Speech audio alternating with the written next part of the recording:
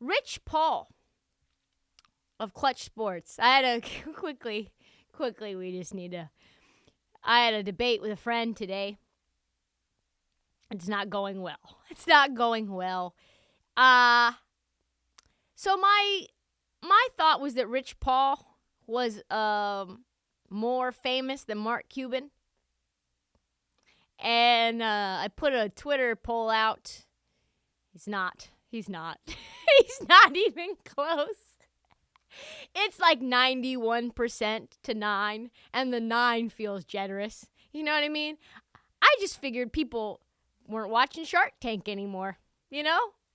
So, and with Rich Paul dating Adele, I thought Rich Paul was a bigger star than this. Needless to say, Rich Paul is in GQ right now. Rich Paul, now I have to say who he is, I guess. Super agent to every NBA player and certainly every Laker under the star. Rich Paul was in Condé Nast in GQ because he's writing a memoir. And so they're talking about it. And in that feature, he starts talking about the unfair criticism that has been levied against his greatest client, Anthony Day-to-Day Street Clothes Davis. Is that unfair? Is that what he's talking about when we call Anthony Davis Day-to-Day Davis? Is that what he's talking about?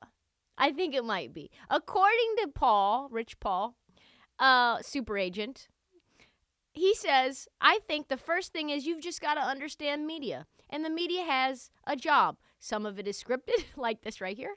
And some of it is based on analytics, which is true.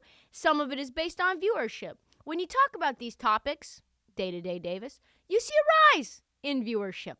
And so the media, as it pertains to any player, but especially AD, they're going to kick you when you're down.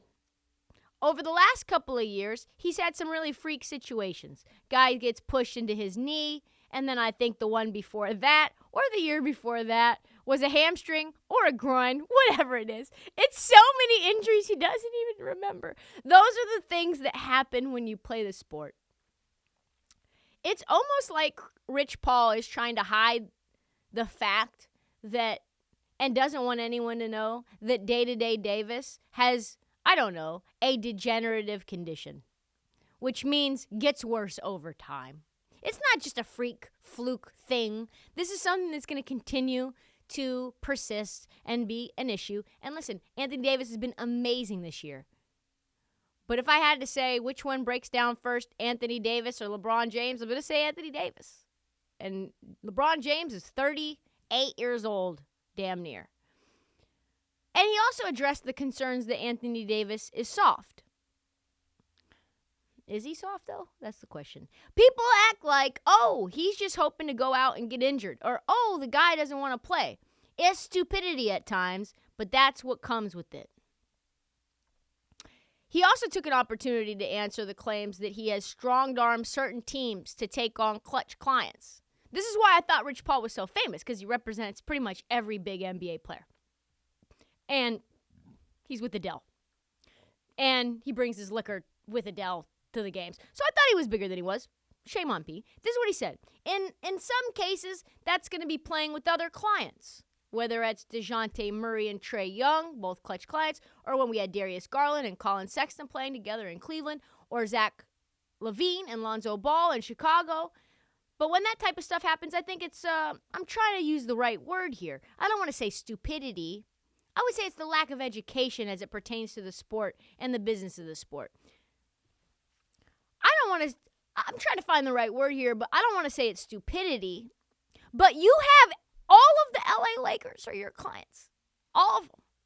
Like, you're just going to sit there and pretend like we don't know that 9 Lakers or whatever it is are clutch clients, 9 of them. And we don't mean stars. We mean like Lonnie Walker. I mean, damn near Austin Reeves. You know, like all your clients are on this team. This man, Rich Paul, is wild.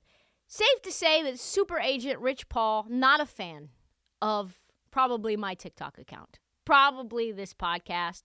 And I'm pretty sure that Clutch as a whole, not super stoked on me. But they are the 2 biggest areas where he can't control the narrative. And as for the NBA, he's going to continue to get his chokehold on it, one NBA client at a time, because it is very clear that he and LeBron will try to own a team, and they will try to create a larger power circle day by day.